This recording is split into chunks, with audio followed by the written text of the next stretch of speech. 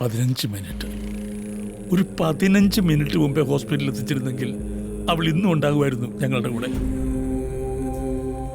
തലച്ചോറിൽ ബ്ലീഡിംഗ് ആയിരുന്നു. പക്ഷെ സമയത്ത് ഓപ്പറേഷൻ നടത്താൻ പറ്റിയില്ലല്ലോ. ഞങ്ങളെ മുമ്പിലും പിന്നിലും ധാരാളം മനുഷ്യരുണ്ടായിരുന്നു. തൊട്ടപ്പുറത്ത് പോലീസ് ഉണ്ടായിരുന്നു.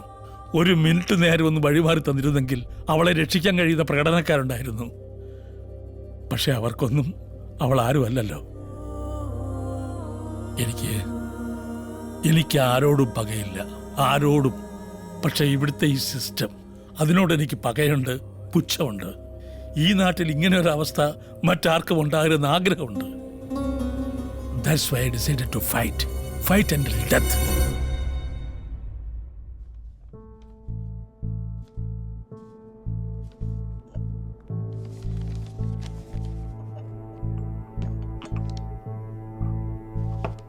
ഹൈക്കോർട്ടിൽ റിട്ട് കൊടുക്കണം.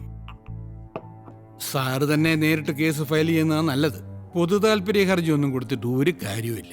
100-ൽ അതങ്ങ് ഒതുങ്ങിപ്പോവും. ഒരുപാട് വലിയ ആൾക്കാർ അപ്പുറത്ത് നിൽക്കുന്ന കേസ്, അല്പ ടഫായിരിക്കും കാര്യങ്ങൾ. സാറപ്പോ ഈ കേസ് എടുക്കല്ലേ? അതെ.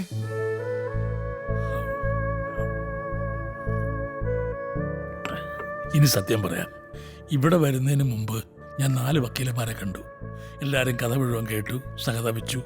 പക്ഷെ അപ്പുറത്ത് നിൽക്കുന്നവരിൽ ഒരാൾ ഭരിക്കുന്ന പാർട്ടിയുടെ പ്രസിഡന്റാണെന്നറിഞ്ഞപ്പോൾ ഓരോരോ കാരണം പറഞ്ഞ് അവരെല്ലാം ഒഴിഞ്ഞു. KT ചന്ദ്രശേഖരനെ വെറുപ്പിക്കാൻ അവർക്ക് മടി, അല്ലെങ്കിൽ പേടി. I will move the high court നാളെ തന്നെ.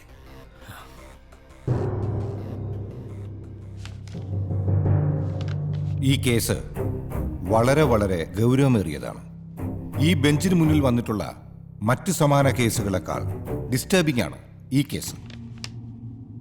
യുവർ ലോർഡ്ഷിപ്പ്, ഈ കേസുമായി ബന്ധപ്പെട്ട റെസ്പോണ്ടൻസിനെയും മെറ്റീരിയൽ വിറ്റ്നസസിനെയും ക്രോസ് എക്സാമിനേഷൻ ചെയ്യാനായി കോടതിയിലേക്ക് വിളിച്ചു വരുത്തണമെന്ന് അപേക്ഷിക്കുന്നു. യുവർ ലോർഡ്ഷിപ്പ്, ഈ കേസ് ബഹുമാനപ്പെട്ട ഹൈക്കോടതിയുടെ ജൂറിസ്ഡിക്ഷനിൽ വരില്ല. എന്തുകൊണ്ട് വരില്ല? Because it needs evidence to be taken. Your lordship, ഈ കേസ് ബഹുമാനപ്പെട്ട ഹൈക്കോടതിയുടെ ജൂറിസ്ഡിക്ഷനിൽ തന്നെ വരും. മനുഷ്യാവകാശ ലംഘനത്തിന് ചില കേസസ് ചരിത്രത്തിലുണ്ട്. ഈ കേരളത്തിൽ തന്നെയുണ്ട്. Rajan case, TB Eswara Warrier versus state of Kerala. The High Court has power to take evidence even in a writ petition. Government leader, ഞങ്ങളെ കൊണ്ടാവുന്നതൊക്കെ ഞങ്ങൾ ചെയ്തു എന്ന് ഏറ്റവും ഈസിയായ, ഏറ്റവും ലേസിയായ എക്സ്ക്യൂസസ് ആണ് അഫിഡവിറ്റിൽ ഇവരെല്ലാം പറഞ്ഞിട്ടുള്ളത്. Did you go through that? Yes, your lordship. The court summons the Chief Secretary, Kerala State, District Collector, Ernakulam, and City Police Commissioner, Ernakulam, to appear before this court on 22nd September. Government leader, ഇവരെല്ലാവരും കോടതിയിൽ ഹാജരാവണം. Yes, your lordship. Issue notice to all these respondents through special messenger. Your lordship, ആ ദിവസം സംഭവ സ്ഥലത്ത് ഡ്യൂട്ടിയിലുണ്ടായിരുന്ന senior civil police officer K. ഉണ്ണികൃഷ്ണനെയും cross ചെയ്യാൻ കോർട്ടിൽ സമൺ ചെയ്യണമെന്ന് അപേക്ഷിക്കുന്നു. Government leader, senior civil police officer K. ഉണ്ണികൃഷ്ണനും സമൻസ് ഇഷ്യൂ ചെയ്യണം as a material witness. Yes, your lordship. If you feel it is necessary, അന്ന് ആര്യയുടെ ബോഡി പോസ്റ്റ്മോർട്ടം ചെയ്ത ഡോക്ടറെയും മെറ്റീരിയൽ വിറ്റ്നസ്സായി സമൻ ചെയ്യാം. The court also summons mister KT Chandrashekhar, state president, people's movement of Kerala, to appear before this court on September 22nd. Your lordship, I represent mister KT Chandrashekhar. Shri Chandrashekhar നൽകിയ സത്യവാങ്മൂലവും അങ്ങയുടെ മുമ്പിൽ സമർപ്പിച്ചിട്ടുണ്ട്. ഞാൻ വായിച്ചു. അതുകൊണ്ട് തന്നെയാണ് അദ്ദേഹം നേരിട്ട് ഹാജരാവണമെന്ന് പറഞ്ഞത്. അദ്ദേഹത്തിന് കുറച്ച് ഹെൽത്ത് ഇഷ്യൂസ് ഒക്കെ ഉണ്ട്. എന്താ, നടക്കാൻ ബുദ്ധിമുട്ടുണ്ടോ? ഇല്ല. സംസാരിക്കാനോ? ഇല്ല. അങ്ങനെയാണെങ്കിൽ കോടതിയിൽ ഹാജരാകാനും ബുദ്ധിമുട്ടുണ്ടാകരുത്. Yes your lordship. Next case.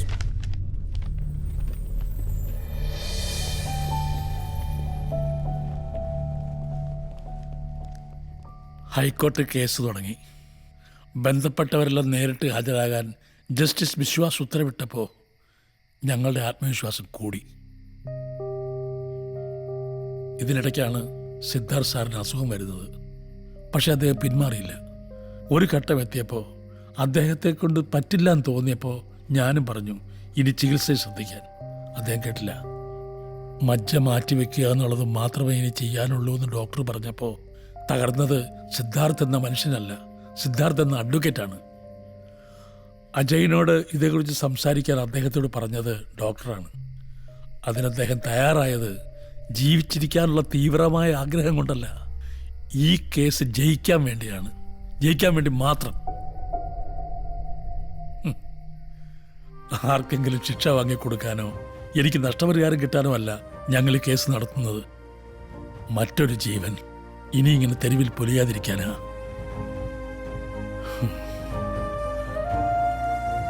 രാവിലെ എഴുന്നേൽക്കുമ്പോൾ ജീവിച്ചു തീർക്കാൻ ഇനി ഒരു ദിവസങ്ങളുണ്ടല്ലോ ദൈവമേ എന്ന വിചാരമാണ് ഞങ്ങൾക്ക്. ആര്യ പോയത് പിന്നെ നമ്മൾ ചിലരെ പറ്റി പറയാറില്ലേ മരിച്ചുപോയിന്ന്. ആര്യയെപ്പറ്റി അങ്ങനെ പറയാൻ ഇപ്പോഴും ഞങ്ങൾക്ക് പറ്റുന്നില്ല. മരിച്ചുപോയി എന്നുള്ള വാക്ക് അവളുമായി ചേരുന്നില്ല.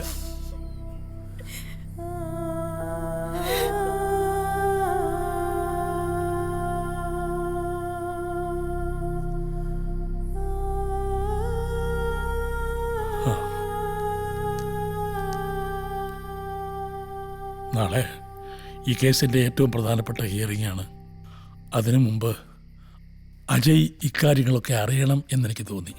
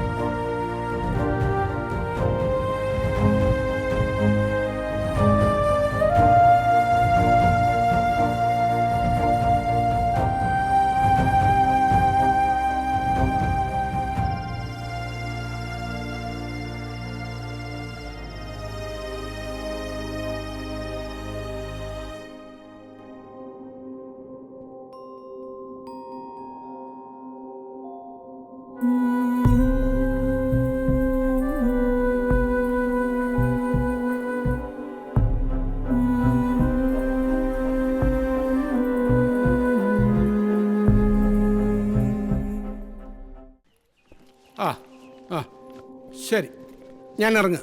ഓക്കെ. ആ